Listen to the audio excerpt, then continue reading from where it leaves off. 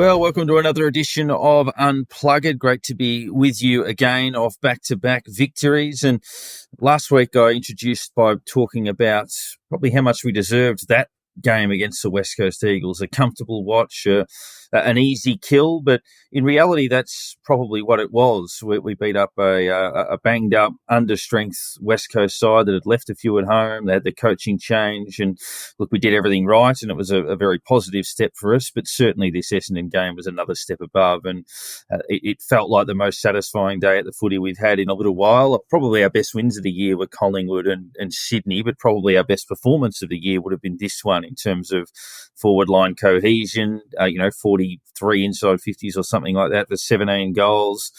We kicked straight. We were dropping them in from everywhere. All of our forwards had an influence. Owens, Membry, clearly Sharman, Higgins, Butler, Caminiti. They all did a very good job.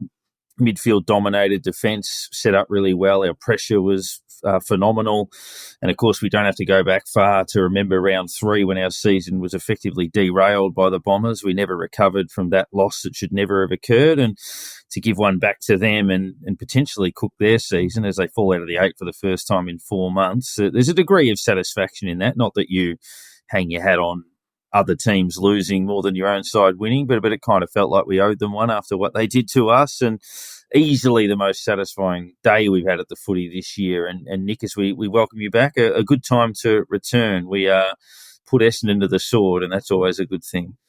Yeah, definitely made me feel better after last week. It was, I'll tell you what, I was in a bad way that night that you guys recorded last week. Was not in good shape at all, but that definitely made me feel better. It's, I think you're right. It was just satisfying. I mean, yes, obviously we want to win. Although I think there are different segments of the fan base that want to win at different levels, and some are wanting pick 4, pick 5. Some are wanting to just win as much as we can, and there's a bit of that around the fan base. But yeah, it was Essendon have ruined our season so many times, and you've mentioned on this show, the 3 C's before: Parko, Carlton, Collingwood, and Essendon.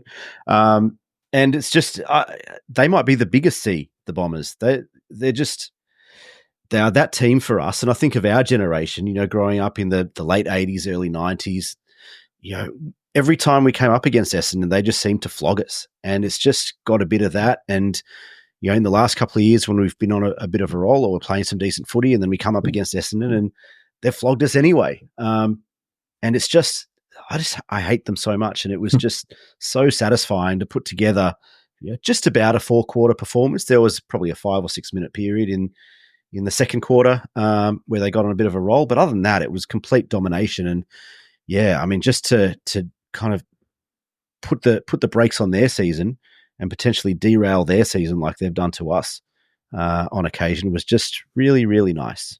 The only other time I can remember us doing that to them was maybe 2012 when the wheels started to fall off them when we belted them. It was actually the night of your engagement party, H, I think, where we gave them a decent old touch-up, and that was the start of the decline, which might have been contributed from the whole peptide thing. But I was working it out. We beat them in 94, I reckon. Yeah. Straight after they'd won the flag in 93. Beat them twice in 94, which cooked them. But if you look at a bit of history, we beat them in 1980 in the Phil Carman match where he got 20 weeks for headbutting the boundary umpire. We didn't beat them again until 1992 after that. But if you look at bad losses along the way, so 96, the lights out game, 98 late in the season, I reckon that absolutely cooked us when they beat us by 3 points. 2009, obviously breaking the 19-game winning streak and wobbling us a little bit. 2011, I reckon the early season, it was confirmation that the era was done. Clearly 2017, straight after that Richmond belting when they flogged us on a Friday night. 2021 starting the rot, 2022 starting the rot, and then obviously this year starting the rot. So it was good to give them one back, H, and that third quarter was a bit of party time. Oh, it was fantastic footy to watch. It's the sort of football we've been calling for. We've been saying we can play that football. And when we do play like that, we look unbeatable at times.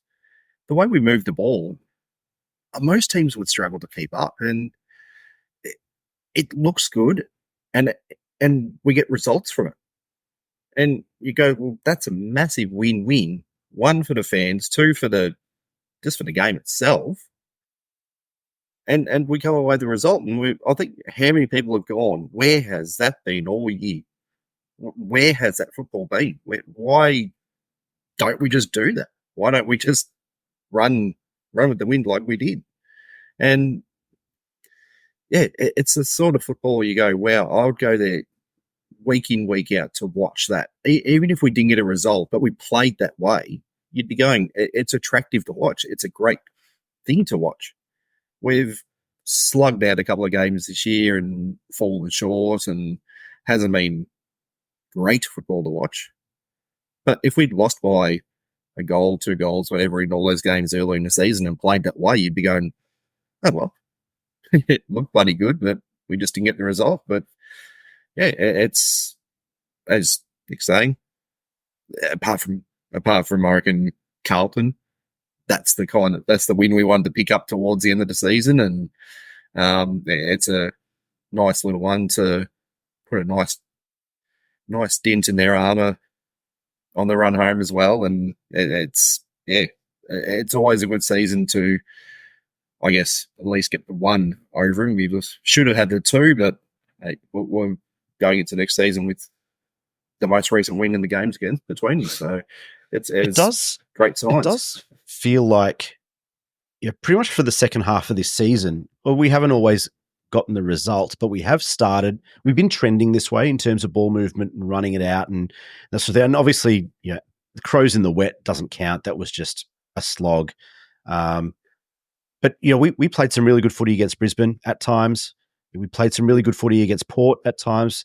Aside from a 5 or 10 minute period against Sydney, that it was a really physical slog, but we still played that fast ball movement, ping pong type, intercept mark, run it out of defence, and play direct. We still played that a fair bit of the time. And I think what we saw that night was that it was Sydney that was flooding. It was them getting, 18 behind the ball and trying to stop us moving forward.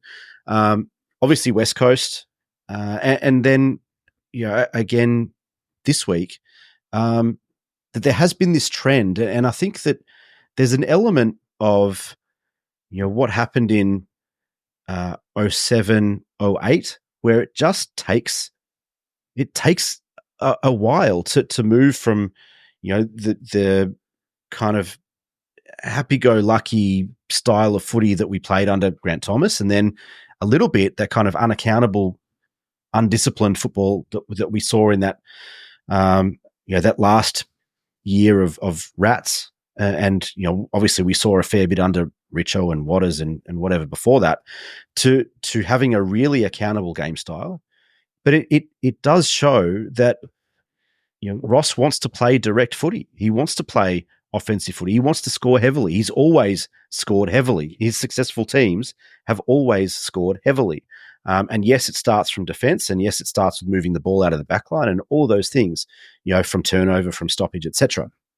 But that's the way that he wants to play. And I think that it might be slowly starting to settle in. And the difference really between this team and what happened in 07, 08 is that this team's just not as talented, right? Like, it doesn't have the talent that team that was already, despite them not playing well in 07 and a little bit in 08, they were a super team. Like, we saw that 04, 05, 6, finals, prelim finals. That it just took them some time to kind of dig in and find that groove. And maybe that's starting to turn now. To put that in perspective, so St Kilda started 2008 5-7. They then went 35-7 in their next 42, which is a staggering turnaround. Look, obviously not expecting to do that, but if you look at it, we were 3-8, and we've gone 5-3 since then, and that includes wins over Sydney and Essendon, and we lost to Brisbane, but we're competitive. a slog in the wet, as we say, against the Crows, and we lost to Port by 2 points, who just beat Carlton at the same venue and seemed to play well at Marvel, and always beat us anyway, but we were obviously right in the contest the whole way through. So clearly it's been an upturn in form, which we needed to do. It's obviously come too late, but it does put some of the doom and gloom in perspective that, we're still capable, and it feels a bit frustrating. It feels a bit 1993-ish, where it was such an even season that so many sides come the end of the year are going to be kicking themselves about, missed opportunities and things that could have happened. Now, I'm not talking about winning the flag. We're not at that level, clearly, but more about, another chance to potentially play finals or another chance to, be competitive the whole way through. So, but look, better signs now and really encouraging signs from people that you want to see encouraging signs from. Owens, Sharman. We got a bit of good injury news during the week with Filippo, a chance to play this week, and Windhager trimming a week or two off his time. So, it's just it feels like we've got a bit of that identity back in the last couple of months, and it's a bit more like what Ross is trying to do. And we've spoken a lot of times about how his press conferences are always directed deliberately at certain things and the way he answered certain questions. And it was a bit of a silly question when someone asked him, you scored heavily today. Is that the way you want to play? And I think he made the point that those who don't analyse us at all just look at numbers and come up with conclusions. But then he sort of dug into ball movement and those sorts of things and really pointed out that if you look at what we're doing, our scoring is, clearly that intent and that ball movement. And I ran some of the numbers during the week that our average points per game under Ross Lyon since he came back were higher than Brett Ratton's last 2 years and higher than all of Alan Richardson's years, bar 2016. So our average scoring is better now than it was under our previous two coaches. So, not by a huge margin. Last year, clearly we were the number one ranked ball movement team. Yeah, in a number of metrics, but there's a bit of weird wizardry and science that goes on with champion data ratings and that sort of stuff. But there is method to it. Underneath it all, there is method to it, and it does make sense at some level. And even this year, despite all of the doom and gloom and the defensive slogs and all that type of stuff, I think we're still ranked 4th or 5th on the season for ball movement, which is astonishing, really. Our ball movement from the defensive goal square to about 60 is terrific. That's right. It's just that last bit exactly. that has always hurt it. Connection from the middle through half forward. It's just been that converting the hard work that we've done down the Mac line. But it's been like that for years. I remember there were elements even during the heyday, right? Like 9, 10, etc. And we would all complain that Rewalt's going for marks at his toes, or you're trying to reach 3 meters above his head, because we didn't have that connection piece. And even then, we had guys like Del Santo and Goddard and Harvey and whatever that were pretty good at that. But that was still the major frustration. The one major frustration was our ball movement going inside 50. And that's with one of the greatest, possibly the second best forward that's ever played for the club at the time. So, and look, even now, obviously, we haven't been doing favours for King and Membry and those sorts of people. So, I think Ross is right that if you actually analysed what we were doing, you would see that we're not playing defensive footy. We're very good defensively, but it's not our style. So, and I think maybe people are starting to wake up to that. I mean, I heard... I get on really well with Rowan Connolly, but I was listening in the car driving around the other day, and he said on 3AW, he was interviewing Corey Enright, and he said something like, you've scored a bit more in recent weeks. Is that what you're going to try to do now? And I felt like texting him after the game, because he barracks for the Bombers, saying, did we score enough today? But it was funny. I sent him an email during the week, and it was about a bunch of different things, but I kind of not apologized, but it was just like I didn't see that coming. I wasn't expecting that. And he responded to everything else in the email except that comment. So. But I thought, did you like that one? It's maybe Essendon need to score more than 8. I don't know. But it was a really enjoyable day. And just that, the atmosphere and the energy and that type of thing. And look, I mean, how nice was it to see that coming from the young blokes? So I know obviously Jack Steele had a an incredible second half. Sinclair was good. Marshall was good. But, Naz is a superstar. Yeah. Cooper Sharman broke out. He's threatened to do it for a while, but that was kind of a real breakout game for him. Caminiti presented hard, marked hard. Owens was back to Owens being the bull. He just hit everything hard, whether it was man or ball or whatever. And you have Liam Stocker in the middle. Really promising signs from a bunch of these guys. Ryan Burns was really good. It was just a really well-rounded effort, and we got a really solid impact from a bunch of those young guys that we haven't seen for a little while. And creating roles for players. So I was sitting there thinking, we've got to do something with Zach Merritt, but we don't have Windhager. What are we going to do? So Stocker, who would normally play on a small forward, goes in and plays as a tagger, and Merritt was okay, but he certainly didn't have the influence that he would normally have. So big tick, and obviously creating that role for someone. And a little bit of indication, we've spoken a bit about how Sharman has been a victim of circumstance, playing forward, back, sub, reserves, subbed in, subbed out, all of that type of stuff. That, look, he's had continuity in the last month and played well in all of those games, kicked multiple goals in all of those games. And, maybe his time in the twos, where he kicked the match winner in consecutive games, was what he needed. Obviously, Filippo's time in the twos was effective. Stocker's time in the twos was effective. Ryan Burns' time in the twos was effective. So that when they're sending players back, they seem to be getting the right message and the right education, and they're coming back better for that. So at least that system H appears to be working pretty well. Yeah, absolutely. It's been reasonably consistent down in Zendy as well, in the way of we've had enough senior players playing each week, and they've been able to work together a bit more. Well, quite often you find like you look at Richmond and they had like 3 senior players playing at one point, and you go, well, what kind of practice are they getting down there? They're not playing with players they're ever going to play with in the senior team, so they're not getting that, I guess, learning those connections, learning what the players do, because they get picked for the seniors again and go straight back and play with a bunch of guys they haven't played with for 4 weeks or something. It makes it hard. They're playing with players they train with every week. They're playing with players they basically spend all their time with, and it just gives that bit of consistency. So with our injury, it's been not too bad. It's been a couple in and out, but at least now we're seeing the ability for them to actually just work on things properly, work on what's happening, instead of just going down there trying to find the ball and you're trying to get a kick and being thrown in there and saying, well, you're a senior player, try and get us out of a hole or something.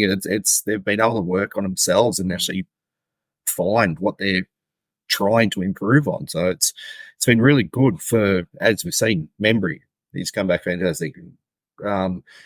Zach Jones. Zach Jones last couple of weeks have been his best for years. Yeah, these last few weeks have been as good as he's played for us.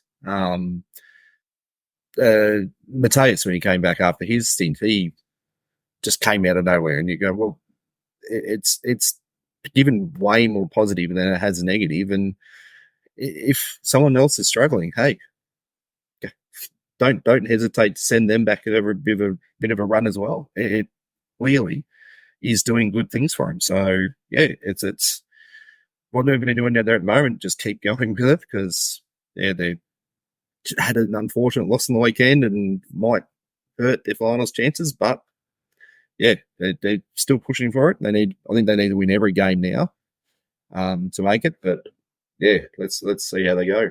Well, Howard's another one. I don't think he's played a bad game since he came back into the seniors. A month or 5 weeks ago, whatever it was. I don't think he's had a bad game at all.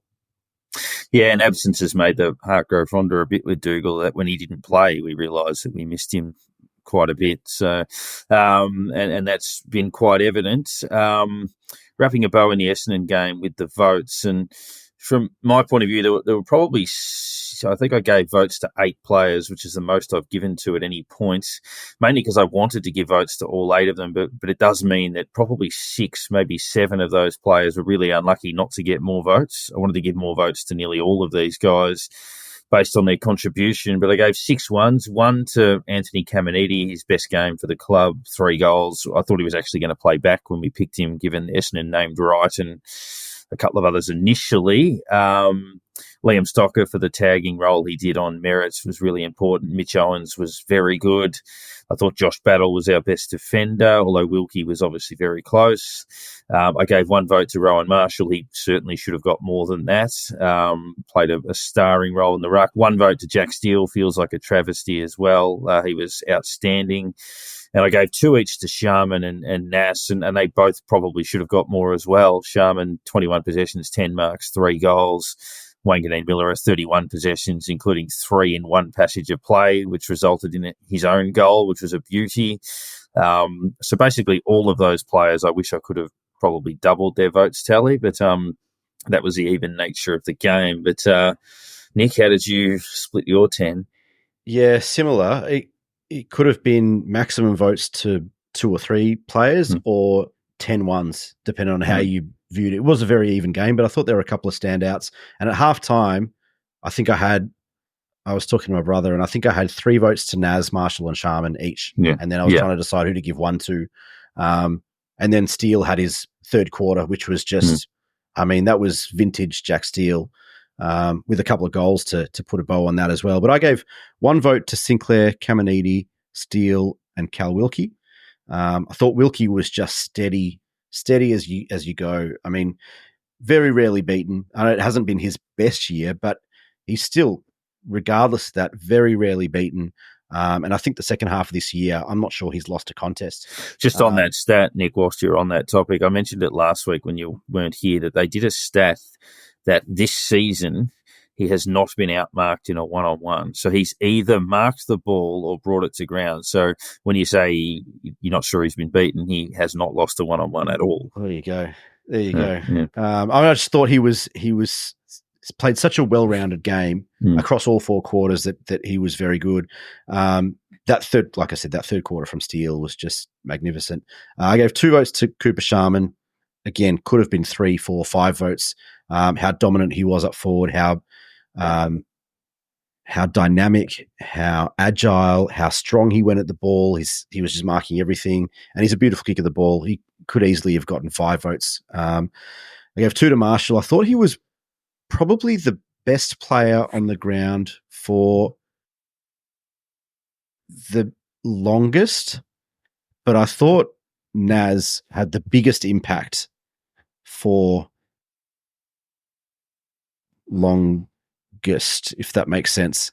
Marshall was just super consistent across the game, but Nas, his ability to impact the game and our game style is, I don't think anyone has the ability to impact the way that we play more than Nasiah Wanganeen Miller. And I thought he was phenomenal, especially in the first half, and just really set the tone for us moving forward in terms of the ball movement and the directness and all that sort of thing, particularly in the first quarter and the first half when, the heat was still in it really. And then we kind of pulled away in the second half. But during that period where, I was a bit, it was going back and forth each way for a while, and Nas was just very, very good. And so those 3 I thought were my kind of standouts.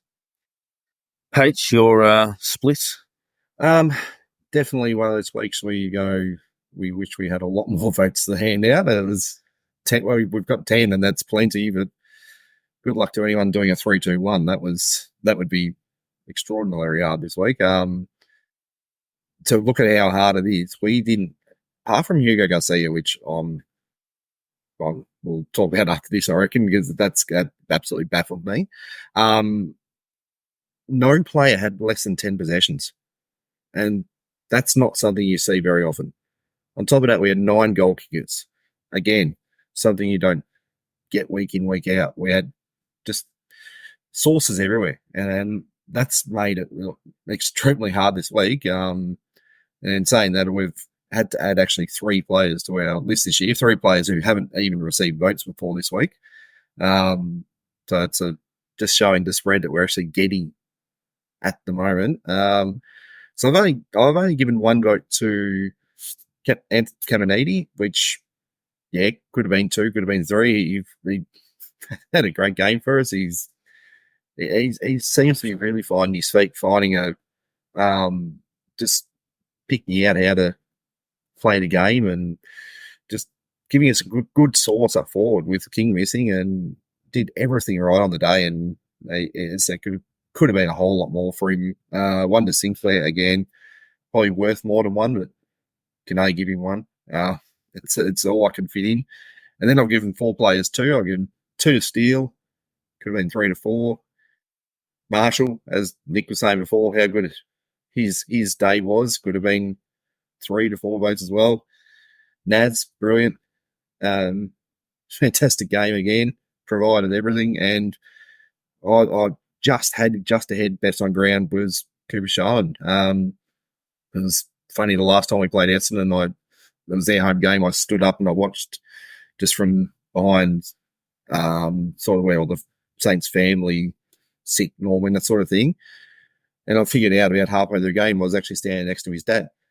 And which he obviously there to watch Cooper, but he's also an Essendon fan. So he was a bit torn in that game. So it would have been good for him on the weekend with, yes, well, Essendon had been wiped off the park. Cooper was tearing it up, and I'm sure he would have been loving that a lot more than hoping Essendon were going to win. So it would be I'm sure he would have enjoyed his day. Well, yeah, absolutely. And this one was in the book a fair bit. I think he missed a couple when we played the Bombers last time, Cooper as well, but not this time around. And it was subbed off as well. Yeah, it took more marks in the third quarter than Essendon, which is a remarkable stat. Cooper Sharman. The other awards, H keeping that ball rolling. One of these will be easy and one of them will be difficult, but the Jason Blake Award this week? I'll give it to Cooper for what he's done. I mean, commentators absolutely loved him. He's been given a bit of recognition, but yeah, it feels like, as you said earlier on, feels like he's found something. He's got there. He's figured it out, and it's just a game that he's going to take a lot of confidence from and think, hey, I can tear a game apart on my own. I can beat a back line. I can just play the way I want to play, and these teams are going to struggle to keep up with me. And that's exactly what he did to them. They had no idea where he was at times, and he just popped up and popped up here, popped up there, and basically just caused them havoc all day. And it's that sort of game you go, yeah, see a few of those a year from him, and yeah, he's definitely deserving of a spot on the list. And yeah, let's hope that's what happens. Nick, you're Jason Blake. I mentioned him earlier. Ryan Burns, I thought, just ran all day. I don't think he's going to get too many votes from anybody, but just continued to run and provide an outlet. Was direct. I thought that over the last kind of month or so that his disposal has really improved, and his ability to hit targets has really improved. We always know that he can find the ball and he works hard. He's a goer, but I thought that his delivery has also improved, and just thought that was worth a mention. He had 20 touches, played 85% game time, and clearly is kind of earning his spot in this team and in Ross's trust. I'm going to give one to a player who last time we played Essendon was a subject of much conversation and has been a subject of much conversation all year. Still not obviously absolutely sold, but I think, and maybe it was because it looked comfortable, but I think Riley Bonner's last 2 weeks have been a lot better and a lot more assured. He struggled in the wet against the Crows, but certainly the last 2 weeks much better. He had 1 registered clanger in this game, and I think last time we played Essendon he had something like 14, or it was a record for turnovers. So obviously that puts that a bit in perspective. I thought he overlapped pretty well. So that's what you want to see. And look, he's got his critics, Riley Bonner, certainly, but this year he's had career-high disposals, career-high marks, career-high rebounds, career-high or equal career-high tackles. So he's making a contribution, but obviously you just want to see that a little bit more consistently. What will be a bit harder, Nick, is the Shannon Knoll Award out of that. Yeah, really tough. I mean, there's a few guys that didn't have, the same sort of impact as a lot of the guys. And I think guys like Bradley Hill's been good all year. Dan Butler hasn't been great all year. This hasn't been his finest year, but I thought he played his role pretty well, and I thought he has done for most of the second half of the season, that kind of pressure role, chasing, tackling, harassing, 1%ers, etc. This is, I guess, a little bit left of centre. Hunter Clark, I think, has shown since he's come back into the team how important he can be for us. And this isn't a knock on him. This is more just that now we've seen what you can do. Now it's time to put the foot down and really get stuck in and remind everyone why you were a first round pick, why you've been so highly rated for so long, why the club didn't want to get rid of you, all of these sorts of things, why the fans love you. And he's been really strong, really solid, and I think that we're a better team with him in it. But now that he's back in the team, he's earned that spot again, and we are a better team with him in it. Let's take the next step.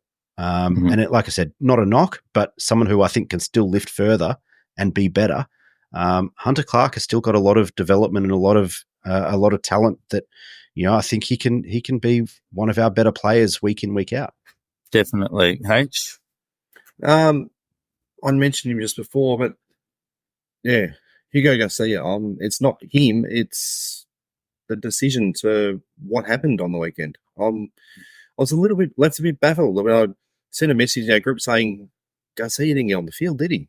I couldn't remember us making a sub at any point. I'm thinking, we know he came on earlier in the game and didn't have any impact in the game. We basically didn't see him. And when I looked at it and I went, no, he did not get on the field at all.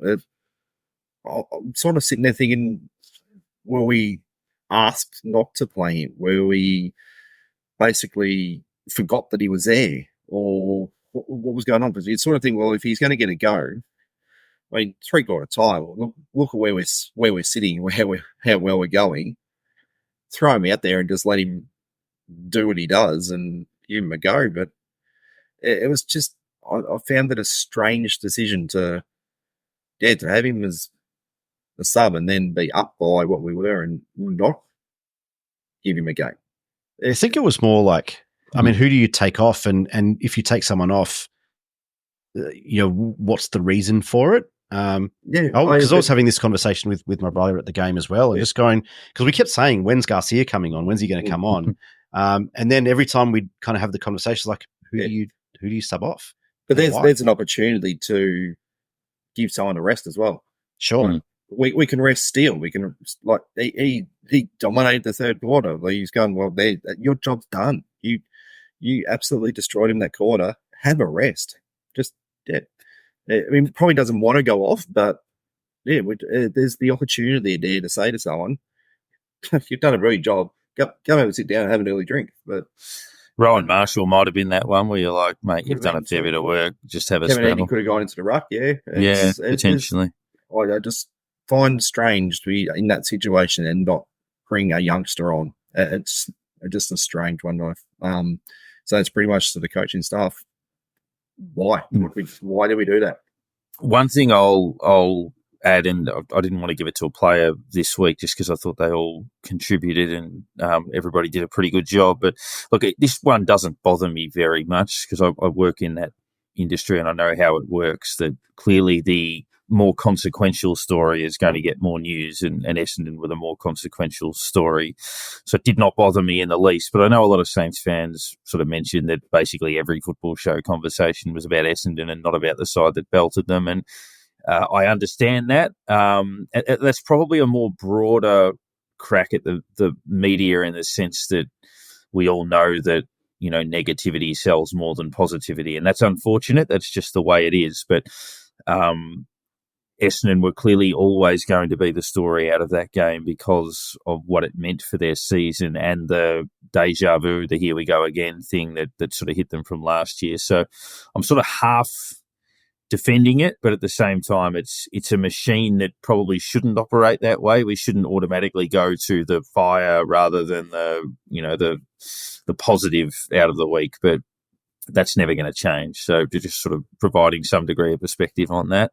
I think you and I might have had this conversation before, Darren, but I think the footy audience has to take some of the blame for that as well. For sure. Because they're the ones that read it. They're the ones that Correct. buy the papers and listen to the shows and watch them and read the articles and all that type of stuff. They're the ones that click the headlines that, if you want to read positive stuff, then read it when it's there. If you want to read the deeper dives, the investigative stuff, then read it when it's there in front of you. Otherwise, publications and outlets and media are going to keep delivering you the stuff that you do click on and you do read and you do watch and you do listen to. And that's just the nature of media and business in general. And working on Talkback Radio, you'd get 6 calls if Richmond won and you'd get 37 if they lost. That's just the nature of the beast. Yeah. And that's just weight of numbers of 16 and a half teams wanted to hear Essendon were terrible. Yeah. And we were half like, okay, good to hear Essendon terrible, but how good were we at the same time? And it might have been different if it was North Melbourne we were playing or something like that. That's just the way it goes. Essendon are a big ticket item, unfortunately. But speaking of big ticket items, 20 years ago this year, one of the biggest ticket items would have been a ticket to Marvel for St Kilda's clash with the 3-time reigning premiers Brisbane. It's not the 20th anniversary of the week, but it is clearly the 20th anniversary of the year and a home fixture between St Kilda and Brisbane. And by chance, last year on our show's birthday, we caught up with Troy Schwarze. It was our show's birthday again last week, and it seems a rather fitting time to roll that chat out again. Troy Schwarze was the hero of that night, kicking one of the greatest goals of all time, and we'll recap our chat with him.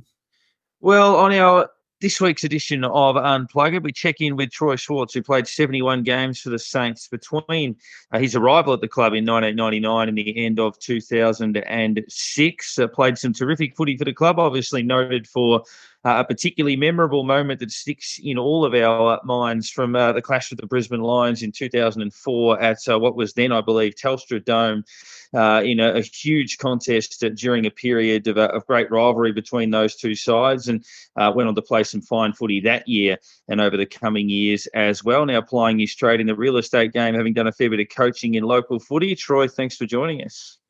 Thanks, boys. It's an honour to be on the show. I'm not one of the biggest names to have played for the club, but and I was certainly happy when you had Michael Klim on last week that I was happy to move myself around. You got to know your place, as some of my coaches used to tell me.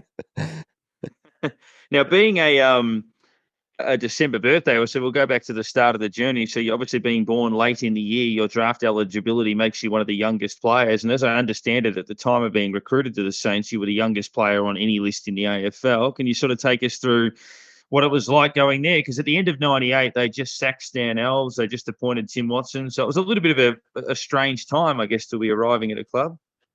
Yeah, I sort of didn't know any different in terms of what it was like when I arrived.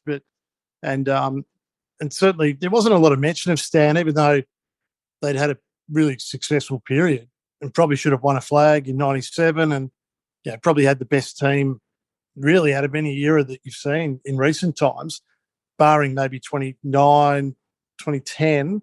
The 97, 98 teams were bloody good teams. But, I got there as a 16-year-old, so I finished year 11 and I was actually on holidays with my parents and a draft note got sent to home in the mail. I think back then emails were a little bit foreign for people. So, so a letter arrived in the mail and we were in Queensland on an annual holiday that we do up to Queensland each year. And I think the neighbour was getting our mail and the neighbour called us and said, it was a letter from the AFL for Troy.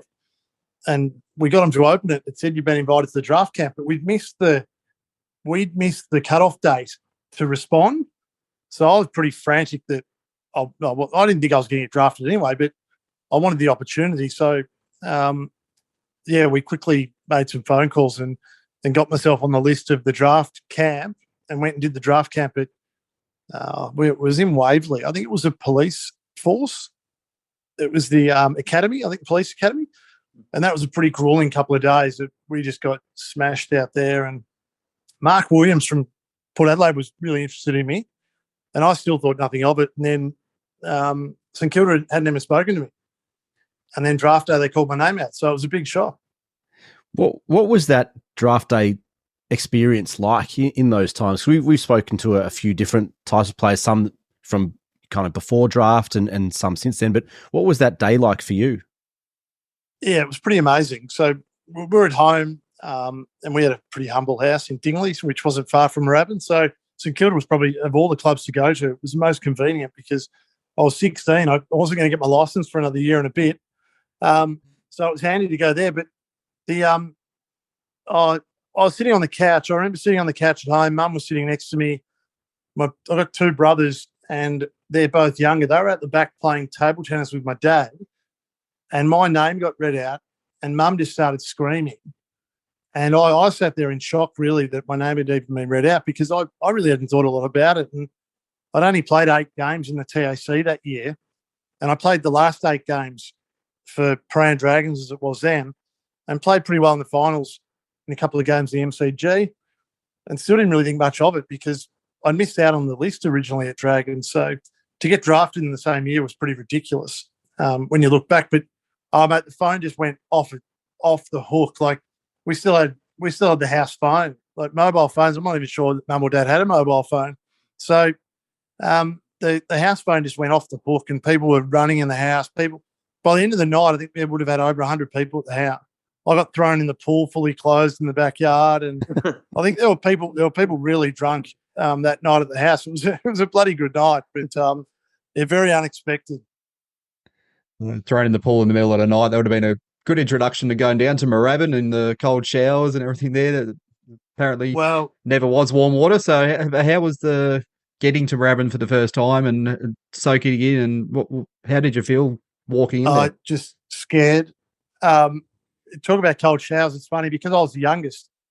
I was waiting in the showers one of the first times, and it's pretty daunting. You're about to shower with Stewie Lowe or Spider Everett or one of these guys, and you've never met them. You've watched them on TV, and all of a sudden you've met them, and now you're expected to have a shower with them.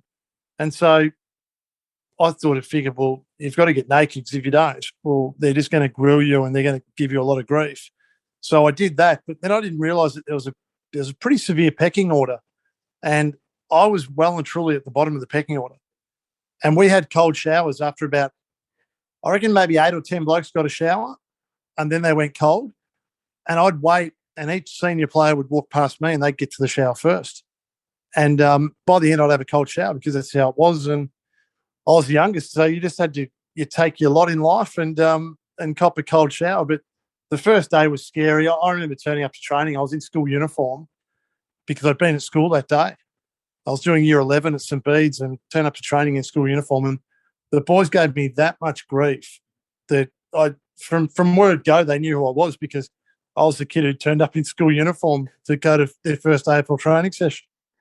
Like the Angus Young routine for band practice. But obviously 99, the club started well and then obviously faded. You would debut in 2000 in round 4 in a game that we got absolutely hammered in at the MCG by Melbourne. But you would win a game that year. We'd only win 2 games that year, but you'd play in one of those, which was the week that Tim Watson announced his resignation. Can you sort of take us through 2000 when you got a bit of a look in, and I guess what that was like, having a coach quit in the middle of the year and obviously see out the rest of that season? Yeah, it was strange. It was just unusual because the club had been so successful for 97, 98, and then really started 99. We were playing really well. And then we had a game against Hawthorn at Waverley where we were 10 goals up at half-time, or give or take. And we were flying. Tony Brown had 20-odd possessions to half-time. And apparently in the coach's box they were laughing. And second half we've come out and got rolled. And I think Hawthorn did the walk off the ground arm in arm maybe that game, which was pretty famous at the time. And I didn't play that game, but from all reports, the coaches were just having a laugh in the coach box. Tony Brown ended up on the bench. So for a bloke to have had 22 touches in a half and then end up on the bench in the second half was just, there was some unusual things happening. And so that it was sort of hard for me to comprehend because it was all new to me, and I didn't really have anything to compare it to. I thought, well, this is AFL footy, this is how it is, and training was unusual. We were getting smacked, and then we'd go to training and just get flogged. Like, I'm talking full floggings at 5, 6 in the morning, and carrying dumbbells, carrying each other, full wrestling, full one-on-one games. Tim Watson's philosophy was that if we weren't going to try on match day, we were definitely going to try during the week. So we would just get hammered during the week. And but it was funny because on the weekends we'd play, and then we'd all go and get drunk. And it was just a really strange culture that everyone we drank a lot of grog. And I remember thinking, is this really AFL footy? Like we seem to go out a lot. And it was just the era when people would just, you'd play and then you'd go and drink. And Transformers was still up and running, Wild Bills. And I think we were seen there more frequently than we were seen at games. But I debuted round 4 and actually played all right. And after the game, Tim Watson had 4 names on the board. My name was 1. And then the next week he came up to me and said, we're going to drop you. And that was pretty deflating because I thought, well, if you put my name up as one of the positives after we've been beaten by 14 goals or whatever we've been beaten by, why would I then be dropped the week after? And I think in today's game they wouldn't do that. They'd play a young guy for one game and they'd probably give him a couple of opportunities. And it was just a strange thing. And then he decided that we needed to go with the more experienced team against Richmond. I think it was the next week, and I think we got rolled. But it was strange times. But certainly playing your first game was unbelievable. I think your feet don't touch the ground. You run on the MCG to play an AFL game, and it's surreal. I think we were 63 points up a couple of minutes into the second quarter of that game against Hawthorn. We had Tony Brown on the show about a month or so ago, and he kind of spoke about that feeling of the momentum turning and not being able to do anything about it when you're on the field. And it's just that was a really good chat actually. But I guess you mentioned coming to the club and there being that really well defined kind of pecking order. You were, or the pick that the club used on you in the draft was actually traded as part of the Matty Lappin to Carlton deal, and he was a pretty popular member of the club and the playing team at that time. What was I guess through that period under Tim, there's been a lot of, I guess, talk and rumours around the playing group being fractured and that sort of stuff. What was it like as a young kid coming in and trying to, I guess, get your feet in that type of team environment? I don't know if I wouldn't say it was a fracture. I think that everyone tried. Like we trained. Training, I remember being bloody hard, and I remember Harves, Lowy, Berkey, these guys just being animals on the track, and seriously fit guys who trained exceptionally hard. So I don't think anyone was fractured. I know Matty Lappin was a popular guy at the club, and I don't think there was ever a thought of me replacing him. And I'm not suggesting you're suggesting that, but it was just, I don't know, it just something wasn't right because we had enough talent, and we had the Wakelands, we had Spider. We had blokes still playing really good footy. I mean, Harves had just come off back-to-back Brownlows and was the best player in the comp. So we had some genuine stars. And Jason Heatley was still kicking goals at full forward. But it was just strange. It was, and I guess my draft year, Lenny Hayes was in my draft, Steve Baker. Both ended up being club legends, really. Lenny particularly. Bates was a different type of player, but still played over 200 games, won at best and fairest. So to get that out of a draft crop, it was a pretty successful draft. They got James Begley, who ended up playing a few games and went back to Adelaide. Certainly when we came in, there was no thought of it being fractured and the players being upset that Stan being given the flick. I think, if anything, there were just stories about Stan's unusual coaching methods. But we're happy to get Tim, and Tim was a legend of the game. So I think everyone just thought it was just going to be a natural thing for him to go into coaching, and as it turned out, it wasn't. So Tim leaves, and then Malcolm comes along and brings along Hamill, Gehrig, Stephen Lawrence, just to name a few of them, and then drafted Revolt, Kaczynski. The team virtually completely changed the way, if you look at it that way. We know it didn't go too well. You managed to get 4 games under Malcolm. How was how was the experience being coached by him? Was just completely different to anyone else you've ever had? Well, he wasn't there. So it was just one of the most unusual things I've ever seen. We went from training a lot to he got appointed, and we did 3 days a week. So Monday, Wednesday, Friday, we did training at Monash in Clayton. So we drive out there in the morning and do weights on a Monday, Wednesday, Friday, and we drive back in the afternoon and do running. And the running was brutal. Like, it was just brutal running. Like five 1Ks was his thing. So we'd just work our way up to doing 5 1Ks on 7 minutes, and you had to average a time, and then you had to get close to that average every time, and it was bloody hard. But he wasn't there.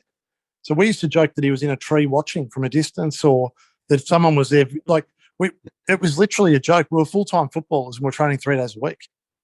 So it wasn't really a shock when we came around to playing, and somehow we won the first game of the year. Then we played the Bulldogs and won. And everyone thought, oh, Blighty's just the Messiah. Like, he doesn't even need to come to training, and we're winning games. And it quickly unravelled. I remember the funny story. I remember going into his office, and we had to go in for a review. And we'd heard all these stories about Blighty, and you walk into a dark room and he's standing on a ladder just abusing the crap out of the Adelaide players. And they're true stories. And so I went into his office one day, and he sat down and opened up. He didn't have a pen in his office. Didn't have a bit of paper to write on. He had a landline phone and 2 books, and the books were AFL yearbooks, and they had every player in the competition in there. So I walked in, and I'm shocked that he knew my name, but he did. And he said, oh, Troy, you play a bit like, and he opened up the yearbook to Richmond, which was just a random team. And he goes, you play a bit like Greg Tivender. He goes, well, even Mark Chaffee, you play a little bit like him, don't you? And I went, oh, I don't know, do I? And he goes, yeah, I think you do. And that was it. That was the meeting. That was the feedback about how I was going as a footballer in a professional era. And I walked out going, what was that? Like, I had no idea. And it was just a complete farce. And really, I mean, he defends himself on radio now and on TV, but he cannot wholeheartedly look himself in the mirror and say that he was committed to the club. And we were just lucky that Grant took over when he did and harnessed a playing group where there was a bit of talent, and then quickly drafted Lee Montagna, Nick Del Santo, Matt Maguire, Xavier Clark, and it just turned the place around. And then Luke Ball, I think, might have been in that draft as well. So Malcolm Blighty was just really, if I saw him down the street, he wouldn't know who I am. There's no way in the way. The funny thing is, even though I don't see a direct comparison, when you said he opened the page to Richmond, I said, he's going to say Greg Tivendale. I don't know why. It just came that way. But when it's 2002, obviously, with Grant starting that year with his journey, we got to, and you were playing regularly at that point, you played 20 games that season, but the famous draw in round 5, you kicked a couple. I think it might have been the only 2 goals we kicked in the first half, I think, in that game. It ended up being an epic draw. Can you sort of take us through that? A bizarre tactical game, but we had about 1,000 players out injured, and you seemed to sort of harness a bit of belief out of that. It was pretty amazing. Grant had a really good rapport with the players, and he just sold us a vision of how we're going to play, and we're just going to defend. And we really had, we were decimated, and no one gave us a show. And we should have won. Daniel Wolfe hit the post in the dying seconds, and if he kicks the goal, we win. And for us to have won that game, like, even a draw felt like a win because we played so much better than them on the night. And I think I remember I kicked the first 2 goals of the game that night, and then it was just a dour struggle. But we just had this belief, and we had this young group that was starting to. We hadn't done anything at that point. I think we finished near the bottom again that year, but that night was unusual. Like, we just decided the wings were going to roll back. We were going to have 2 less forwards, and we were just going to try and defend and hold on. And we just went out with the belief. And the longer we were in the game and in the contest, I mean, I remember we lost, and we were all just devastated that we didn't lose, but the draw was unusual because they're always weird to play in, but. The fact that we'd done so well and no one had given us a show, it was a really good. It was just a really good game for us to gain a bit of belief, I guess. we've had a few of that team on this show before, and have spoken to a few of those guys. I guess, like you said at the top, probably a bit higher profile and probably a bit more well known type of guys, and have spoken a lot about the type of guy and the type of coach that Grant was. And we've had Grant on a couple of times as well. But what was it like playing under Grant as, I guess, one of those lesser fashionable or lesser light type players? Grant was hard. He was no doubt about it. He was hard. He loved the club. And it's funny, I'm reading the Boys Club book at the moment. If you haven't read that, you should read it. It's actually not a bad read. Great story. Great book. But Grant Thomas talks about being in the room with Andrew Demetrio and telling him basically where to go. And they didn't get on. And Grant was sort of like that But I think Grant genuinely sort of liked me and maybe saw a bit of me in him in terms of the way he played. And he was frustrated with me sometimes, and he constantly worked with me on little things and effort. And if I didn't give great effort, he was really disappointed, and he sort of took it personally. I remember a game at the SCG. We're walking in the change rooms and we'd been beaten, and I think it was when we won 9 in a row or 10 in a row. We won 10 in a row at the start of 2004. Yeah. And it must have been around 11 we played Sydney. And we famously went and watched a movie, which was called The Day After Tomorrow. The Day After Tomorrow. Anyway, shocking movie. But we went and watched a movie, and then we lost. And I remember after the game, he hip and shouldered me and walking through the rooms. And I thought to myself, that's weird. And he apologised to me. And he also got Heath Black after that game as well. And he lined him up and hip and shouldered him. And he apologised to me, but he didn't apologise to Heath. But he was like that. It was just how it was. He was volatile. He could give a great spray. But at the same time, he was the first to nurture us and cuddle us. And we'd go back to his house. We'd have dinner. Like on the drop of a hat, he'd have 45 guys at his house having dinner.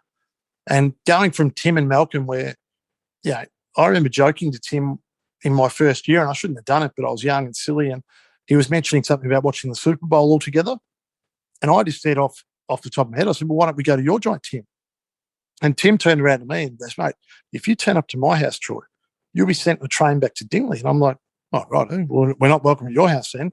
But then going to Grant, who was just open door policy. Like I really felt with Grant that if I had a problem at 3 a.m, I could have knocked on his door and he would have got up and made a cup of tea or a coffee and we would have sat down and talked about it. And that's I think how most of the players felt with him.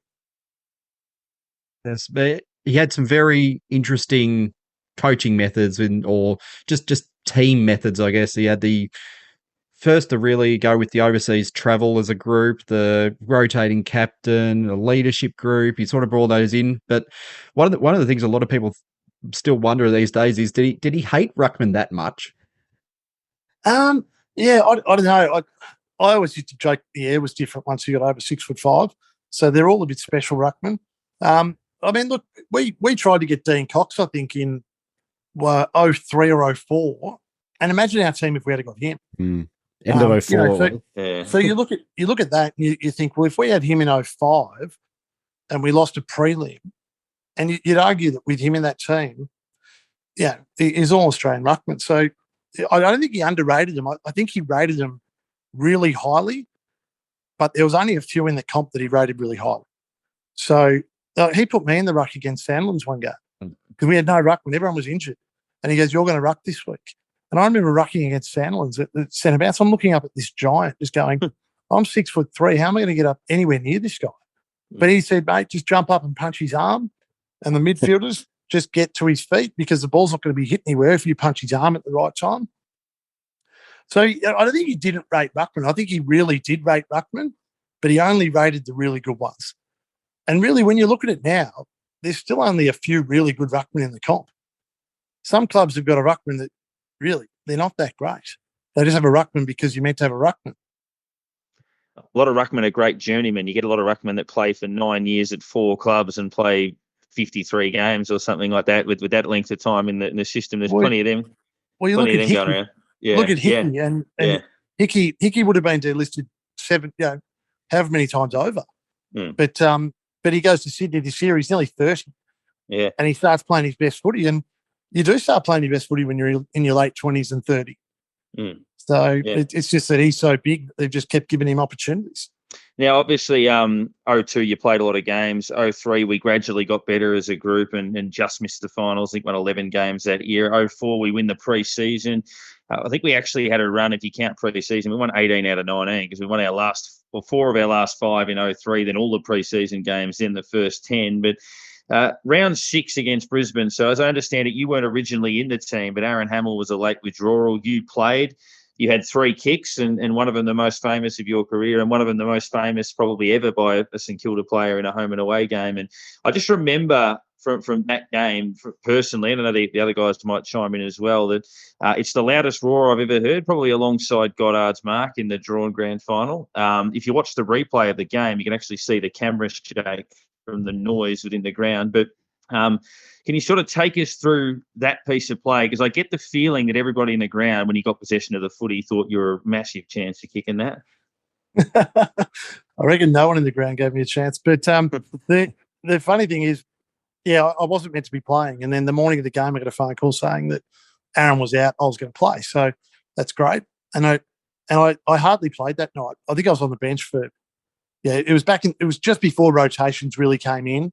And so I'd spent most of the night running up and down the boundary line, keeping myself warm. So I think the only reason I kicked the ball so far was because I was so fresh. And no one else on the ground would have been able to kick it that far. But it was a strange night. I remember, it was a cracking game. It was just up and back, and it was goals, and it was, and Lenny at his best, and Rui, and, all these guys were just flying, playing great footy. And they were coming off, they won 3 in a row. So they were the big dog, and we were trying to take them down. And I remember I came on the last quarter, and I didn't even know where I got put. And they just said, you go on. So I thought, well, I'm fresh. I may as well run up and down and just try and get a bit of footy. But I remember Simon Black, I ended up on him at one point, and he went to push off me and turned around and just punched me straight in the face. And if there were cameras like there are now, he would have got weeks for it. And I remember chasing him for a minute. I don't know what I would have done if I'd have caught him. I couldn't fight my way out of a wet paper bag. But I remember chasing him, and he turned around to me and said, mate, I'm really sorry. Like, I didn't mean to do it. And so I was seeing stars for a bit. And then Aussie kicked the point, and somehow I ended up on the wing. I might have been meant to have been playing wing, I'm not sure. But, somehow the kick in came, and it went to Heath Black, and then it went Heath Black to Brett Voss, and then Brett Voss out to me. And I didn't really think anything else. I just thought, well, I may as well have a shot. And I had a shot, and luckily it went through. And as I kicked it, I thought, geez, I hope someone wasn't on 20 metres out on their own. But because I just had tunnel vision for the goal, and thankfully it went through. And, the noise was ridiculous. So it was seriously the loudest noise I ever heard in a football ground. And we just went off, and then everyone started into, we better get all the numbers back, because there wasn't long to go, and we were a few points up, and the siren went, and we win the game. But, it was certainly weird. And the fact that I hadn't been on the ground much, Mum had actually gone home. So Mum was in the crowd, and my dad hadn't gone to the game because Dad didn't like big crowds and couldn't be bothered with the traffic. So he goes, I'll watch it on TV at home. And it's probably the only game he missed, really, because from then on he came to every game. And so I was shattered that he wasn't there. And then Mum was in the car park driving out. She heard it on the radio. She came back in and came to the change room crying. I said, what are you crying about? She goes, I missed it. So it was, it was quite funny. Yeah, I was just having a quick look. It's 17% game time, so you would have been cold up until that point. And I was fresh. I can say I was directly behind the kick, and as soon as it was off the boot, it was going through. It went straight. So it was a very good kick. I knew it was through as soon as it was off the boot. It's funny. I get so many people that come up to me even now and say that we're at the ground, and it's just it's weird because I must have a recognisable face because I haven't played for 15 or 16 years. I still get people pegging me going. I went to an appraisal the other day of a house in Sorrento, and as we were walking through the house, I saw a St Kilda jersey, and I thought, that's a good sign. I might get the property here. And anyway, I thought I won't mention it because it's not my place to say, I played. And so I didn't say anything. And at the end of it, we were chatting about the house and what I think it's worth and how we're going to sell it, what method, blah, blah, blah. And he goes, can I shake your hand? I said, yeah. And he shook my hand. He goes, thanks for kicking that goal in 04, mate. And it was just one of those, like, it still happens now. My boss is Swedish. He's got no idea about football. and wouldn't know one end of a football from the other. And he looked at me and goes, "What's this kick?" And I'm like, "Well, I'll show it to you one day on YouTube. I've got it saved somewhere." Yes. Anyway, there you go. I'm not sure you're giving yourself enough credit. I reckon Parker's right that when that ball landed in your hands, I reckon most St Kilda supporters in the ground thought that you were a real shot at kicking that. If anything, you were known for being able to roost the ball, and I think we all kind of thought that you were a chance there. But you mentioned Aussie's point. It's probably something that maybe doesn't get mentioned quite as much as the goal. But what were you thinking at that point? Did you see it? What did you think at the time? No, well, I was on the other side of the ground. And so where I ended up was where I was, I think, when the ball went through. And so I didn't actually see it go through for a point or out in the full, and I didn't think anything of it at the time. They called a point, and you sort of get taught from a young age. You just play to the whistle, or you play it out. And so if it's a point, well, then you just set up for a point. So I set up for a point, and thankfully Brisbane kicked it out the other side, and then it ended up with me on my own. And look, maybe I was meant to be defending, and that's why I was on my own. But I figured that we had to win the game. We were behind, so I'd rolled up. But as you said, I had 17% game time. I was pretty fresh, and when I got it, I guess I had the fresh legs, and I could kick a footy, and that's thankfully that night it came off.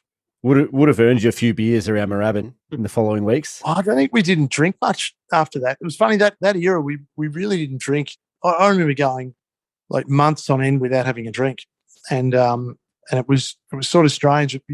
We went from 99 2000 where we really drank a fair bit, and after games we'd have blokes walking off going, "Let's get twisted," and we'd end up at Twisted at all hours, and then recovery the next morning. And there's some funny stories about recovery. I'm not sure if I can tell them, but Stephen Baker one morning drove to recovery, and he was driving on the footpath to the King Club in his old VL Commodore. And he went home, went to bed, woke up and thought he'd missed rehab. And he'd been swimming in a pool. So, that was the sort of stuff that was going on. Like, it was just, and even Stevie Baker, who I love, like, he's just a legend and still one of my best mates. But one of the first training sessions, he got on the grog with Barry Hall in our first year. And I remember Barry trying to wake him up. Barry couldn't wake him up. And I remember Tim Watson just pulled him over the coals and just said, "Mate, if you think this is the way it is." And Barry Hall threw a bucket of water over him in his bed to wake him up and couldn't wake him up. He was that drunk. And so that was sort of the start of my career. So, but by 2004, we really weren't drinking that much. And I remember we had a drink after we won the Wizard Cup. But then from then, we had the week off after it. And then really after that, we really didn't drink much until we had a break again. So it was it really changed. Professionalism changed a lot really quickly.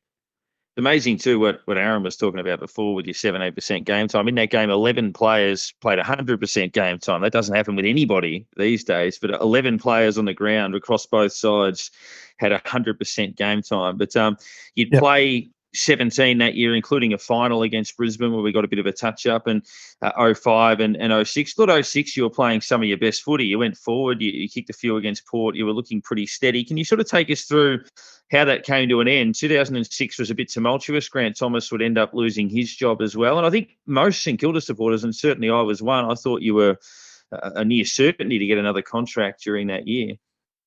Yeah, I thought I was as well. I had a contract on the table, and probably stupidly didn't sign it because it all happened quick. And I think it was quite political the way Grant was sacked, and there was a falling out of friendships, and he probably tells it differently. But I think that, the blokes that sacked him, really, he was sort of gunning for them and they were gunning for him, and they had more power than him and they could sack him. So they did. But it was certainly a strange time. I remember that we were on, 2006, I think I played 13 in a row, and I might have missed the first round, but I played a preseason game against West Coast where Grant made me play 100% game time, and we played West Coast at full strength over there, and we took half a team, and he made me play the whole game, and I actually played really well. And after the game, he came up to me and shook my hand and said, "Mate, I can't believe you played the whole game in that." It was like 38 degrees or something, and he didn't give me a break, and it was all about toughening me up. And it worked. I mean, I went out in the VFL the first week, didn't get picked in the AFL, which I was disappointed about, but went out in the VFL and I was clearly best on. And so they had to pick me the second week. And then or whatever it was, second week or third week. And then I played every game. And then I did my hamstring against Hawthorn, and that was it. And from there, it was only a little hamstring, but it was every time I nearly got back to playing, every 3 weeks I'd be close to getting back and I'd do it again. And so I did that 3 times, re-injured it 3 times. And I remember sitting in the stands in 2006, we were decimated with injury in Melbourne. We got us in a final at the MCG, and I was sitting in the stands watching, and I think Hamill was watching, Kazitsky. We had quite a lot of good players sitting in the stands not playing, and Melbourne got us, and the rest is history. But then Grant got the sack on the Monday, and we were on our I think we're on the Mad Monday or the Tuesday, one of the two. Grant got the sack, word came back to us that he'd been sacked, and we just couldn't believe it. Like we were literally in a state of shock. And half the playing group went to his house, and the other half didn't know what to do, because we were like, well, do we want to go to his house or do we not want to be seen there? Because we weren't sure who was in control. And then we went to the club the next morning, and they said, oh, yeah, Rod Butters got up and said, oh, we sacked Grant, and you've got to take the emotion and remove from the decision. And, we know you blokes are close with him, but it was all about this. And it just seemed weird at the time. And then Brett Voss said to him, well, what are you going to do about players in their contracts? And they hadn't thought about it. And they had no answer, because Grant was doing all the contracts at the time. And they said, oh, we'll come back to you on that. And really at the time I should have signed and just gone, you know what, I've got a 1-year offer, I'll take it, and we just move on. But I didn't sign it. And then Ross Lyon turned up, and my first training session, I wasn't the greatest long distance runner. We did a distance run first up. I came in last. The next morning at training, I was in there, and I got a message doing weights from the weights coach saying, oh, they want to see you upstairs. And I just thought, oh, they want to sign me up, because I had a contract there. And we were just negotiating bonuses per game. And I think I had a base salary of 60 grand or something. It wasn't a lot of money in today's footy, but it was an offer, and I was happy to sign it at the 60 plus games. And then I just wanted bonuses. If I played 15, 18, 20 games, that I got X amount of bonuses, which was pretty straightforward and standard. And when I walked upstairs, Ross followed me into the room. I thought, it's a bit strange that the coach is following me in to talk about my contract. And then he said, yeah, we're going to sack you. And it was pretty brutal. He walked out of the room. Kenny Sheldon had just come into the club, and he wasn't involved previously, I don't think. And they were just, it was a pretty cold discussion where it was just, we know you've been here for a while, but we're not going to go with you. We want to go with someone else. And I remember going downstairs at Moorabbin, and I was upset. I walked out to the car park and slid around the back of the car park into the change rooms, got my locker, just grabbed my keys out of the locker, ran to my car, and just drove home and left everything else at the club. And I ended up calling one of the boys and said, mate, I think I called Jason Blake. I said, Blakey, can you clean my locker out? He goes, what are you talking about? I said, mate, I need all my stuff. I've been sacked. And he goes, what? And then Lenny got home. So I was living with Lenny at the time, and Lenny was ropeable. And Lenny got home, and I was sitting there. He goes, what are you doing? I said, mate, I've just been sacked. And he goes, he was like, I don't know, can I swear on this? But he just said, oh, you're fucking joking. He goes, and he couldn't believe it. He goes, they make us take pay cuts, and they sack blokes like you, and blah, blah, blah. And it was just one of those things that happened. But as it turned out, probably a blessing, because I ended up in Sorrento, and the rest is sort of history. But Grant Thomas helped me get to Sorrento. So it was sort of funny that Grant got the sack, and then just after that, Grant called me and said, what are you going to do? And I said, mate, I don't know. I was sort of planning on playing footy for another year or two. And he goes, well, I know the bloke that owns the Sorrento Hotel. And he said, there's worse places to live than Sorrento. Why don't you go down there and have a look around and see what you think? So I ended up driving down, and I've stayed here ever since, and I'll probably never leave. It's a pretty good lifestyle. Now, one thing with the team lists and contracts and all that sort of thing, and at one point your brother came on to the list just as a rookie. Never got to play senior football with him, which obviously would have been something you would have loved to have done, I'm sure, at some point. And he stayed on for a couple of years, then headed off to North and played senior. Yeah, well, did the two of you ever go, oh, we sit down and think, well, we wish one of those games at least had been in the red, white and black for the both of you? It's funny. We played in, I think, 4 premierships together at Sorrento, and we loved those times, and it was just, it was great fun. And but we don't really sit down now and talk about AFL much at all. It's funny. I had beers with him I probably shouldn't say we're in lockdown, but I might have snuck around to his house and had a beer on the weekend. But we just don't talk about it. It's just it's funny. It's weird that we were both on at the same time. It's unusual. And Lee Fisher's actually our cousin, and Lee's so Lee was my dad's sister's son, and so he's a first cousin. And I think at one point we were all on the list, maybe together, which I don't need to look back on, but I think we're all there at the same time, which was strange that from the one family we're all there. So it's we don't look back on it now, but it was great that he got to go to North and ended up playing 11 games, I think, and made a bit of a name for himself there. Yes, last one from me, mate. It's a little bit of a two-parter, but your first year at St Kilda, you played in the 99 reserves grand final, and there are a couple of handy players on that Essendon list that beat us in that grand final, including Stephen Milne. And I was watching a few of those highlights of the game a little bit earlier, and you were in a few of them. Did you line up on Milne at all that day? And I guess the second part of that question is in those first few years when you were kind of in and out of the team as that halfback, running defender type thing, you copped a bit of flack from the supporter base and I guess the footy community. What sort of impact did that have on you as a young bloke?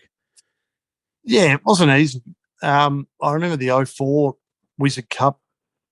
I don't think the supporters weren't really into me at that night because I got booed when I got up and got my medal, which was strange. And I remember being booed, and I was like, it was just weird. And I thought, well, geez, my days might be numbered here if people don't like me. And it was sort of strange, but that's the way fans were. And I guess everyone's got an opinion, and I guess the majority of opinion was it wasn't that great. But it was funny. The 99 grand final, they had a great team, and we'd had a good year in the twos. And I guess it reflected the fact that we probably finished poorly in the seniors, and a few senior blokes were playing in the twos, which probably improved our side. But Milne's mum was in the crowd, and she screamed out, "That's my boy! That's my boy!"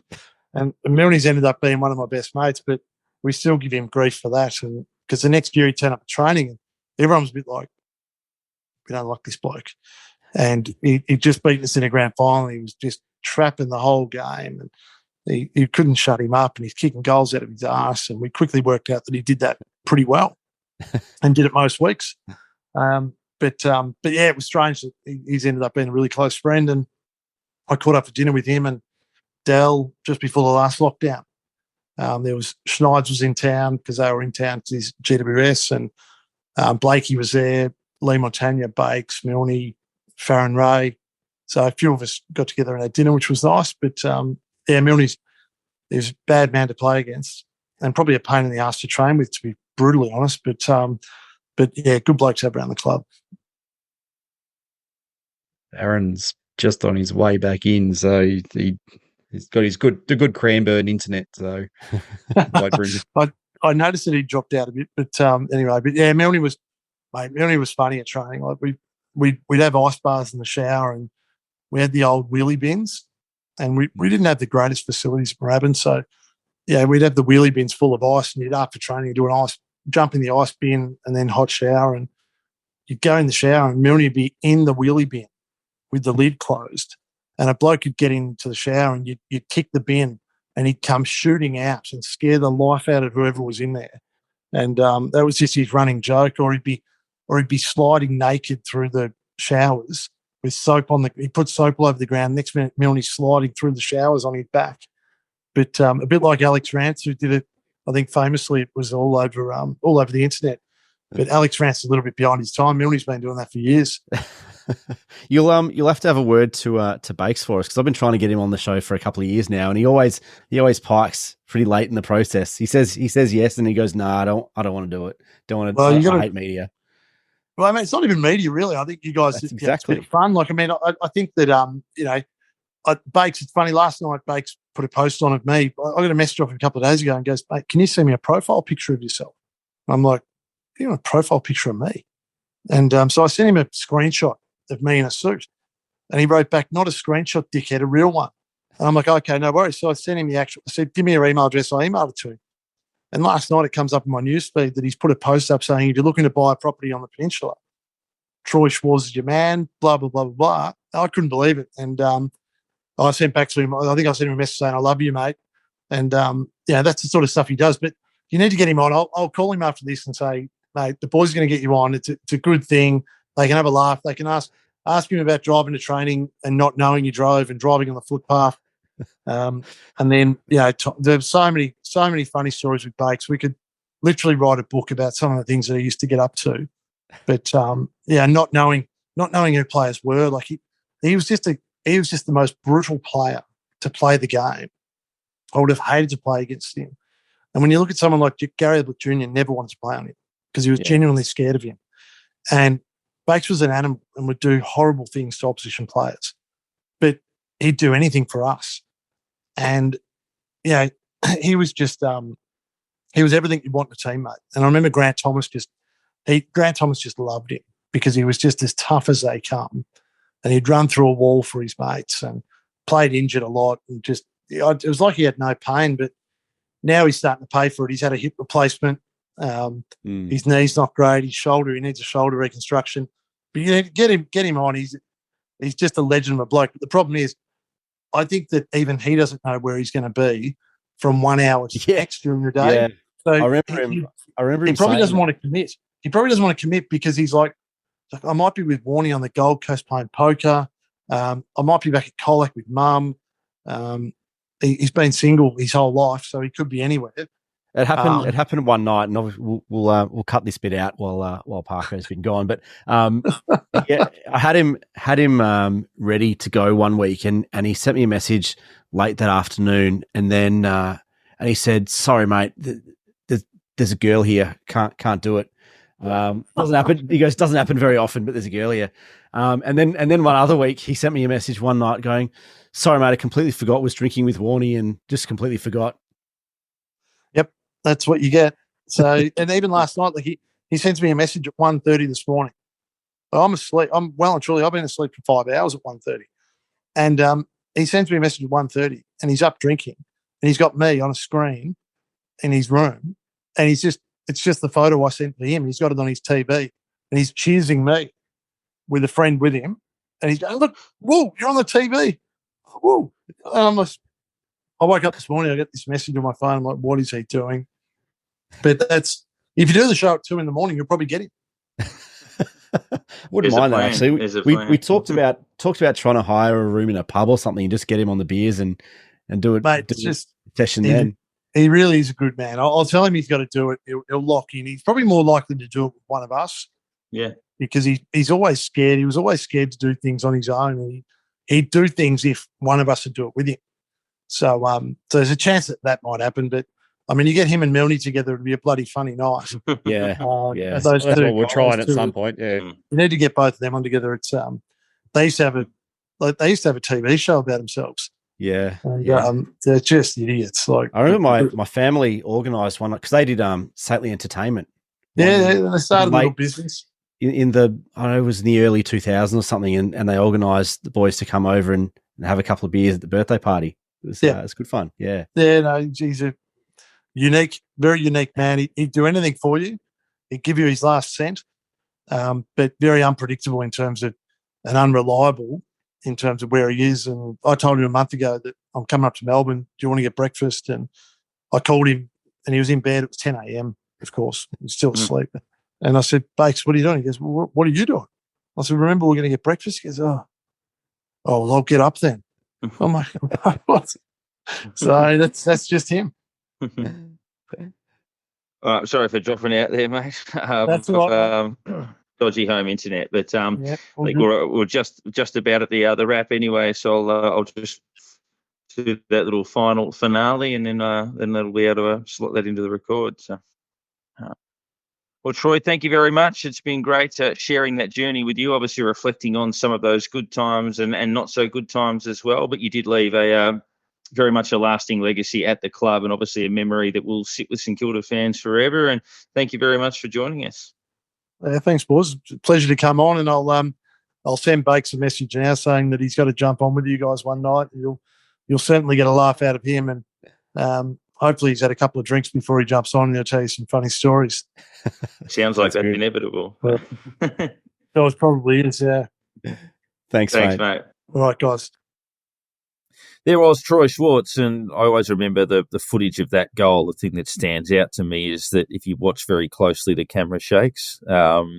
Such was the noise that exploded around the Docklands when he kicked that goal. It was an incredible evening. He came in late for Aaron Hamill, who was a late withdrawal in that game, and I remember, I think most of us as fans would have been thinking, oh, shit, we've lost Sammy for this clash with the top side, and his replacement is the hero. But, yeah, remarkable day at the footy. And once again, we reach a point where Brisbane, they're not that Brisbane, and we're not that St Kilda, but Brisbane are trying to win a flag just as they were then. Hopefully we can roll them by a point with a grandstand finish again. It would be a tremendous thing. But Nick, I guess a two-parter. Good to reflect on that day, and it'd be nice to beat a Brisbane side just like that.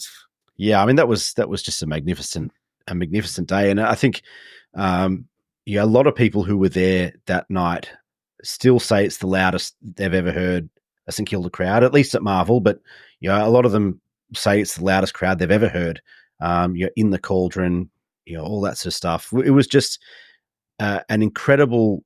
It was a great game as well, and obviously it had the Aussie Jones point out on the full point, to kind of cap that off as well. And I mean, Brisbane now are not the same Brisbane juggernaut of back then, obviously, but they are a very good team. They're a very good team, and I thought we took it up to them, whenever it was 6 weeks ago, 8 weeks ago, whenever it was in Brisbane, as we have a few times of late. We've kind of had a crack, and they're not great on the road, especially at Marvel. They're not great. When they come to Melbourne in general, they're not great. And I think that if we deliver the same sort of effort and performance we did against Essendon, then we're a shout for an upset here. I'm not saying that I'm going in expecting that, but the combination of Brisbane not being great on the road and us kind of lifting our tempo, lifting our effort and work rate and discipline, accountability, and all that sort of stuff. We're a shot. I wouldn't totally count us out this week. Yeah, I wouldn't either. It feels like, if you look at Brisbane, yes, there have been some scary performances. They flogged Port Adelaide away. They flogged the Bulldogs at Marvel, who were flying. But if you look at it, obviously they beat Sydney by a couple of points when they were 4 goals down and the Swans were a bit undermanned.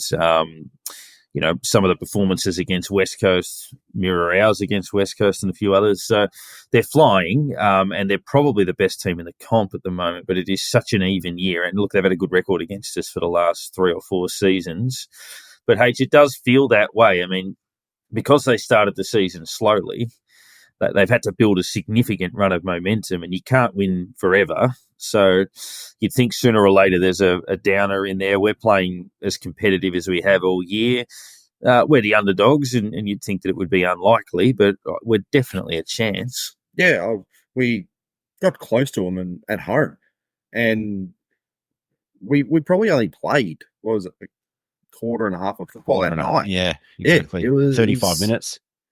And we got close. We got close when one ordinary call probably put it out of our reach towards the end, and it showed that we could play against those good teams, and we consistently seem to do that. We seem to lift against these teams that play good football, and it's going to be a challenge for us. But hey, I would at the moment wouldn't be surprised in the least if we did come away with a victory. And it's just that you just sit there going, compared to what it was about 3 weeks ago, and you look at this fixture going, oh yeah, they'll come down here, they're playing brilliant, they'll probably be on a big roll and they'll smash us. You sort of walk into it and you go, hang on, we could beat them. They could probably still come and smash us as well if we don't show up. But there's every opportunity to go, well, we could knock off another team who is really running towards the finals at the moment. We could, the way with the teams we're playing at the moment, we could shape the finals ourselves. The teams are going to be depending on beating us at the moment, and it was a bit of chaos, to be honest. So it's quite funny someone throwing up the whole well, there's a couple of situations of, if we win all our games and Carlton don't win another game, we can still finish them up after the last round. And they used to say if our stats put up another one showing how Sydney can still miss the finals. And it's been a weird season. And yeah, I mean, we show up Sunday. Hey, we win that game. And it's as simple as it is. It's, looking at how the two teams are playing at the moment, expect a good game. And we definitely won the watch. So let's just hope that we show up and play pretty well what we did last week again. And yeah, it'd be nice to get another one under our arm and take it away. One of the things I think that kind of works in our favour this week is if you look at our forward line and the way that we moved the ball over the last few weeks. I still think we're a better team with Max King in it. I think he's too talented. He's too important to structure, that I would much rather him be in the team. But I think what we saw last week and what we've seen, I think, over the last few weeks is not so much unpredictability, but just more movement.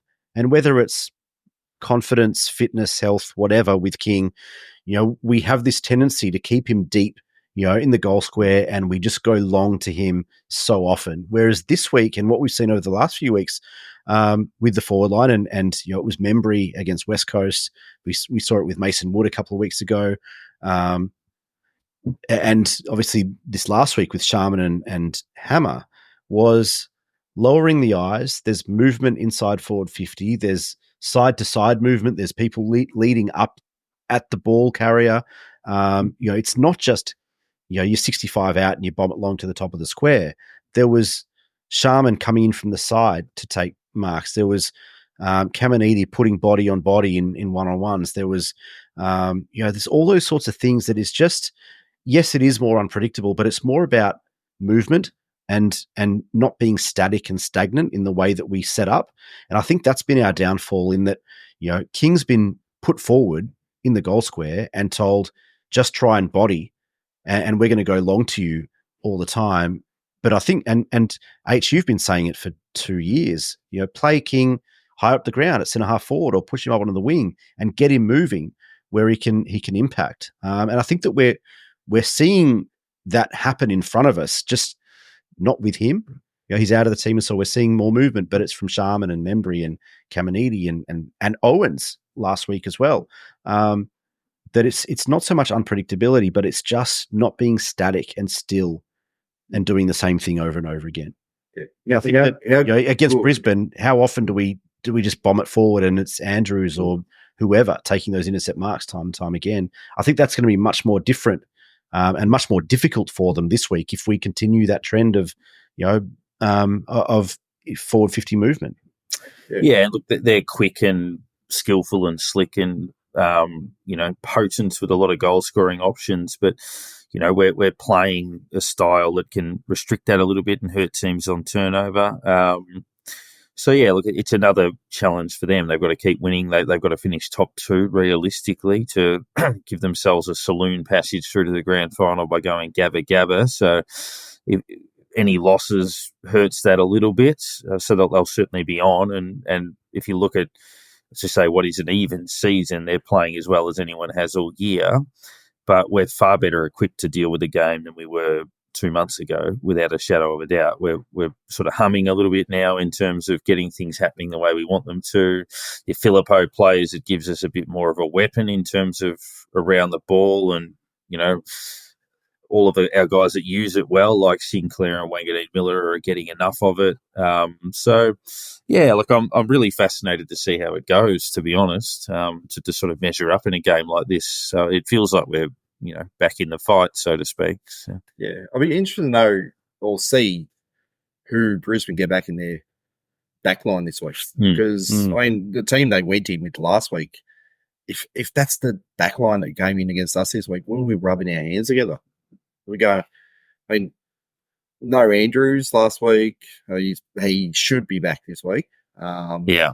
And that's where you also think, if we did have King in the side and we're thinking, let's move him up the ground, you'd be pulling Andrews out of the back line, following him up, and then leaving all the others exposed down there. And they were quite depleted. So King would be a huge inclusion this week if he was available. Because Payne, Gardner, Doty, and obviously Dara Joyce all unavailable for them. So Andrews is almost and Starcevic are kind of their defenders, and they had what's his name, Zorko down there trying to defend for a lot of the game. It was just lucky that the Suns have a lot of small forwards, and they were able to kind of defend that sort of thing. But if we play Membry, Caminiti, Wood, and all the other Philippa in the forward line this week, height could be a real issue for him. And it's a kind of opportunity to pick up against a team with a depleted defensive line. But King against that side would, one, either be dominant, or two, pull out their best defender. And these other forwards we have would be able to, would hopefully be able to have a field day on the other guys that are stuck down there. But it does show that the position for him is there, but it might be that kick outside 50, not a kick into the 52. He's centre half forward. He could dominate, but we just don't do it. And I don't understand. As you're saying, I still don't understand why. Lachie Neale's having another unbelievable season. What are you doing with him this week? Are you going, like we've done in the past, go with a Jack Steele and go head to head? Are you? I think if he was in, we'd be going Windhager. Yeah. But the other opportunity is Stocker again, like he did on Merritt last week, unless that was just a one-off, kind of catch him by surprise and maybe just kind of get him on the day. I'm not sure we go back to Stocker 2 weeks in a row in that role. I mean, what do you guys think? I'd be tempted to go either head-to-head with Neale with someone like Steele, and then if I was going to tag, maybe try to roll onto McCluggage or something, because he can hurt us on the outside and hit the scoreboard. Just depends if we've got an option that's sort of quick enough to limit in that space, whether that be Burns or Stocker or something. But I'd be inclined to think that profile-wise with Neale, we might be able to take him on with one of our own bulls like Steele, and then tag one of the weapons like McCluggage would be my kind of line of thinking without Windhager in the side this week. So, One I've thought is it's out of the box. I mean, he's got a good pace, quick over a short period, or we've seen him run down tackles many times in the past. But could Dan Butler be someone who negates a midfielder? Could he do it? It's someone I've always looked at and gone, we know the pressure he puts on players. We know that he can run and tackle. It's a question, does he have that tank to be able to, I guess, run through the mid and just keep a player out of the game? I mean, we know he can keep a player out of the game playing a defensive forward, or he goes heads out the 50 few times and manages to keep players off the ball, and he run down tackles and all that sort of stuff. Does he have the tank to run with someone and just he doesn't have to get as many touches himself, but could he do that? I wouldn't mind seeing him do that role as that kind of defensive forward, even if it was further up the ground, across one of their halfbacks, their running defenders, and maybe start there with someone like Butler. I don't know. I'm not sure I'd throw him straight into Lachie Neale. The other one is obviously Dougal Howard didn't play last time. I think Cordy started on Danaher. Danaher kicked 5. We subbed Cordy out. Caminiti actually went back in that game. He was good in that last quarter too. He was. He was, and that was the start of that experiment, so to speak. But obviously having Howard battle Wilkie, gives us more weapons to combat what is a very good forward line. Charlie Cameron's had, by his standards, a quiet year, and would have been nice if he got the 3 weeks a couple of weeks ago. Would have missed this game. But if we can restrict him, obviously Webster didn't play that night either. I think Seb Ross played on him from memory. So, yeah, we've got a little bit more of a normal defensive setup. So, yeah, there's reason for confidence, whatever does eventuate. But, yeah, we look forward to building towards that. It's our first Sunday twilight game of the year. Normally we get a few of those, but it's our first one of the season in actual fact. So who knows if we can roll through this one and, continue the momentum through to the end of the year, then gives us a little bit of a reason for optimism. But enjoy the weekend. Hopefully another really pleasing result, and go Saints.